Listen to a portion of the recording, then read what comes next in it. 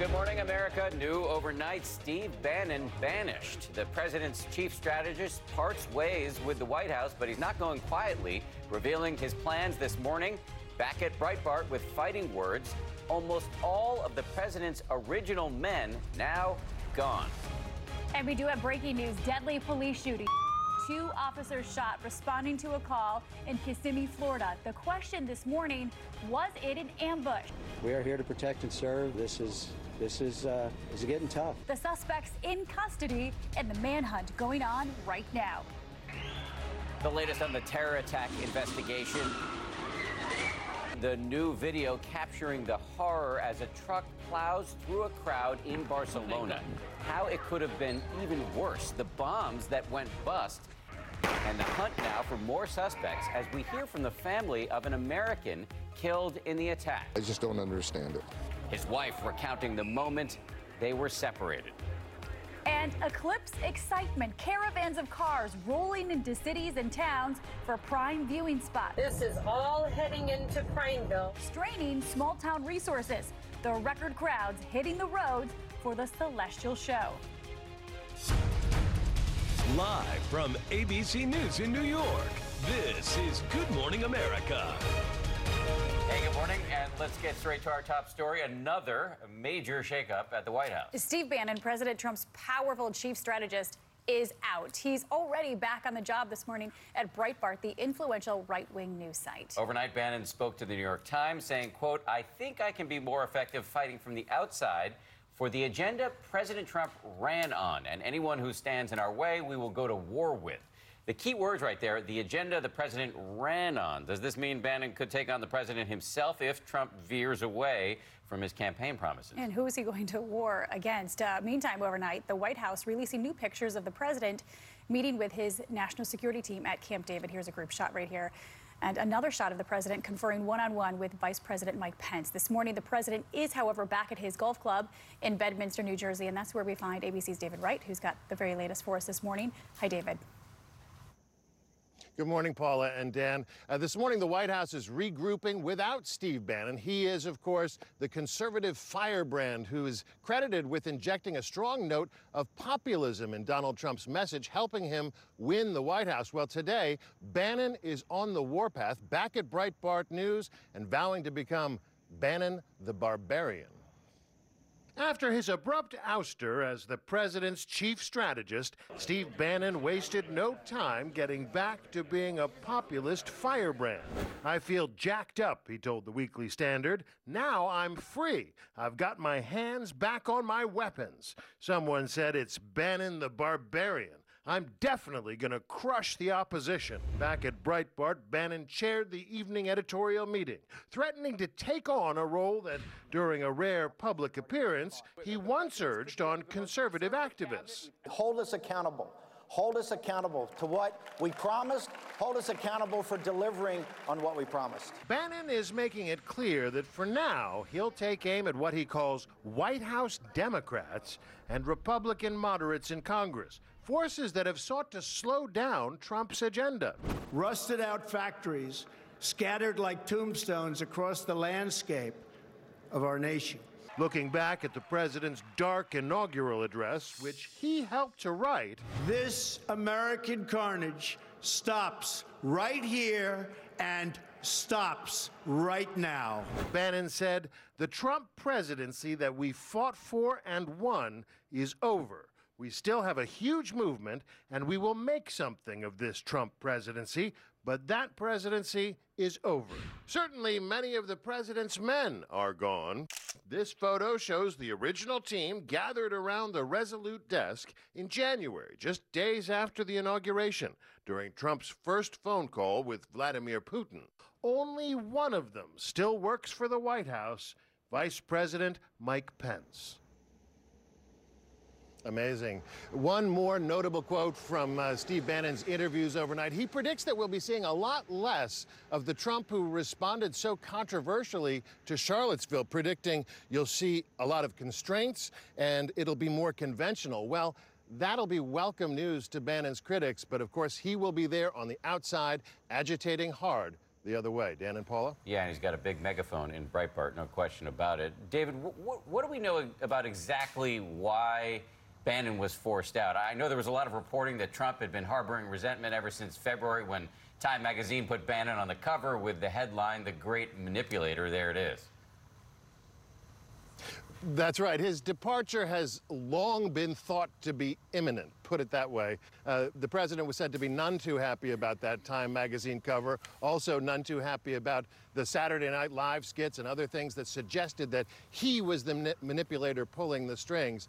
But officially, this was a mutual decision. Bannon said that he only planned to stay for a year, and it was August 14th of last year that he signed on to head the Trump campaign. As we showed, SNL portrayed Bannon as the Grim Reaper in charge of the White House. David Wright, thank you very much. Thanks, David. And for more about what's happening in Washington, we want to bring in ABC News contributor and conservative commentator Tara Setmeyer. And in Washington, ABC News political analyst Kristen Solstice Anderson. Kristen, I want to begin with you. We're talking about the agenda of the White House, and you have a prominent former campaign strategist for Trump saying that you now have a Republican White House filled with generals and Democrats. So what does Bannon's ouster mean for the White House agenda now, Kristen? I'm not convinced that this means a ton of changes for the White House agenda, in part because Donald Trump was Donald Trump long before Steve Bannon came on the scene. Donald Trump has always been a bit of an immigration hawk, always had these positions on trade that were at odds with the free trade part of the party. So certainly not having Steve Bannon there to walk into the West Wing, to walk into the Oval Office, to whisper in Trump's ear may mean that other voices have more pull. But I'm not convinced that all of a sudden we see Donald Trump walk away from things like immigration and trade that he's talked about since long before Steve Bannon came on the scene. And Tara, for you, back on the agenda, but I mean, Steve Bannon was really behind withdrawing from the Paris Climate Accord, the travel ban. How does this affect the agenda? I think those aspects of the agenda, as Kristen said, won't change because Trump is invested in those things. Those were major campaign promises, particularly on immigration, building the wall. But it is true, the people that he is now surrounded with, the hardcore conservative policy hawks in the White House aren't really there now in the inner circle. The only one really left is Kellyanne Conway and Stephen Miller, perhaps. But there are other fights that are coming up that are really important in September. You have the debt ceiling coming up, the funding of the government. You can't get even to tax reform or anything else until those things, or even health care, until those things are taken care of. So with Steve Bannon on the outside, he is a hardcore ideologue on some of these issues, and he has a huge megaphone, huge platform, he's well-funded, and he can wreak a lot of havoc on Trump from the outside by ginning up the base if Donald Trump does not adhere to the same policy agenda that he pushed while he was in the White House. I suspect he'll be using that megaphone to push for funding for the border wall this fall. Absolutely. We mentioned earlier this quote in the New York Times this morning where Bannon says he's going to go to war with anybody who stands in his way. A war against whom? And are there ways in which this could blow back on the president? Sure. The idea that Steve Bannon seems to get off on the idea of political guerrilla warfare should be concerning to anyone. That was part of the concerns for him even being in the White House in a senior position in the first place, because he's very, very pugnacious in the way he approaches things. So going to war, he may say now that he's not going to war against the president, but don't think twice that he won't go to war against Trump if he shies away from that nationalist economic populism that Bannon seems to think got him into the White House. So Donald Trump needs to be careful now that Bannon's on the outside. Kristen, should Trump be worried about Bannon on the outside? Somewhat. I think for the most part, early on, you're going to see these fights be picked against the media, against Congress, which the media and Congress are not very popular with the American people, not very popular with Trump's base. But Donald Trump is very popular with Trump's base. And so the idea of Breitbart going to war with Donald Trump himself, I'm not convinced that even with the large megaphone of Breitbart, that you could turn Trump's own voters against him. He's just got enough of this sort of strong personality pull with his voters that I think that would be a much tougher fight for Breitbart to win. Kristen Soltis Anderson, Tara Setmeyer, thank you both. We really appreciate your analysis on a Saturday morning. We are going to turn now, though, to some breaking news overnight, and it is unhappy news. 2 officers shot in Kissimmee, Florida. Yeah, they were responding to a call, and according to authorities, looked like they were surprised. And now authorities are looking into whether they were the intended targets. And ABC's Janae Norman joins us in studio with all of the details. Good morning, Janae. Good morning, Dan and Paula. The search not over this morning. Police are still looking for one person, and we're learning they are investigating this deadly shooting as a possible police ambush. Overnight, gunfire and bloodshed in Central Florida. Regional 2 trauma alert. Police arriving at the scene to find 2 of their own wounded on the ground. Officer Matthew Baxter, a 3-year veteran, was shot dead, and another officer, Sam Howard, gravely injured, now fighting for his life in the hospital. We heard shots out You heard earlier, shots? and after that, we just seen the cops just rush all over here. The 2 Kissimmee officers were on the scene investigating a call for suspicious persons at 9:27 p.m. last night. Just 5 minutes later, the first call to 911 was made. 3 suspects now in custody. A 4th is still on the run. Do you consider what happened to the officers an ambush? Were they ambushed? It's probably too early at this time, but it's leaning that way. It was a violent night for police across the country. In Jacksonville, Florida, 1 officer shot in the hands and another in the stomach, now in critical condition after responding to a shooting. And in western Pennsylvania, 2 state troopers are expected to survive after being shot late Friday. We are here to protect and serve, and you know, this is getting tough. The slain Kissimmee officer leaves behind a family. That tragedy receiving an outpouring of condolences, including President Trump sending a late-night tweet saying, "My thoughts and prayers are with the Kissimmee police and their loved ones. We are with you." And the Kissimmee police chief says both of those officers were wearing body armor, but it doesn't look like that was enough to protect them. And we found out the officer who died was married to another officer on the same force, and they had 3 young children, so just heartbreaking details. Another reminder that this is dangerous and important work. Thank Absolutely. you, Janae. Appreciate it. Thanks, Janae. We want to move now to Spain and the new information coming out in the terror attacks that killed 14 people, including 1 American. Look at this new surveillance video. It shows the van ramming into tourists in Barcelona on Las Ramblas. If you look closely, you can actually see a woman pushing a stroller out of the way. Meanwhile, we're learning these attacks actually could have been much worse, and ABC's James Longman is on the ground in Barcelona. James. Good morning, Dan and Paula. You may be able to hear chanting here now, people remaining defiant in the face of those 2 terror attacks. But authorities here are concerned because that attack could have been much bigger, and the country's level of alert now at 4. This morning, officials revealing chilling new details from their investigation into the deadly terrorist attacks in Barcelona and Cambrils, as multiple suspects remain at large. Investigators reporting the attacks were masterminded by a terrorist cell composed of roughly a dozen young men, plotting a far deadlier attack in this villa outside Barcelona. But a premature explosion from a bomb leaving those plans in ruins, and one of the members killed.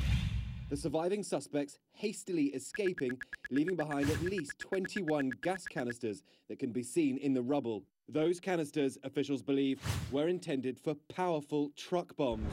We're not dealing with the lone wolf offender. We are seeing a group of people who came together for a common cause, and that's to commit mass murder. 5 members of the terrorist cell killed by police after ramming a car into a crowd in Cambrils, leaving 1 dead. You can see one of those terrorists lunging towards police, wielding a knife before being taken down. Earlier that day in Barcelona, a van, seen here on surveillance camera, ploughing down the famous and bustling street of Las Ramblas. Watch as a mother with a stroller barely makes it out of the way. Bodies and debris left strewn across the pavement. At least 13 people were killed, including 1 American. And police tell ABC News that this man, Younes Abu Yaqub, is the suspected driver. He's on the run. And this morning, Finnish authorities announcing a deadly knife attack in the city of Turku that left 2 people dead is being investigated as possible terrorism. Well, that attack in Finland just adds the growing number of European cities that have had to deal with these sorts of terrorist attacks. Here in Barcelona, the hunt is on for the remaining members of that terrorist cell as authorities race to catch them before they have the chance to strike again. Dan, Paula. This story is not over. James, thank you very much for your reporting. Also this morning, we're learning more about the American who was killed in the attack in Barcelona. And Jared Tucker was celebrating his one-year anniversary with his new bride. The family is heartbroken and planning a funeral this morning. They're sharing their grief, and ABC's Victor Oquendo joins us with that part of the story. Victor, good morning to you. Good morning, Paula and Dan. This couple had just finished having sangria. They were looking at souvenirs.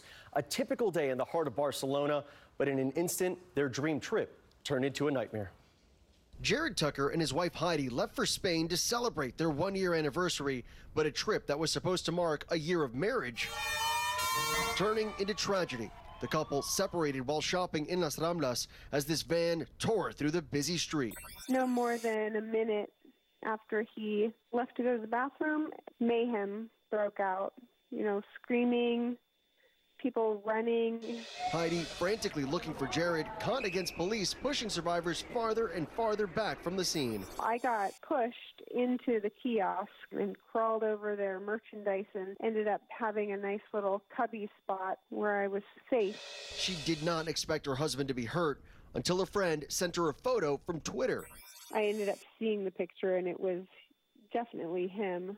It appeared that somebody was tending to him, so that made me a little bit hopeful that he was alive. For this family, the wounds still fresh. It's been bitter, but I don't know.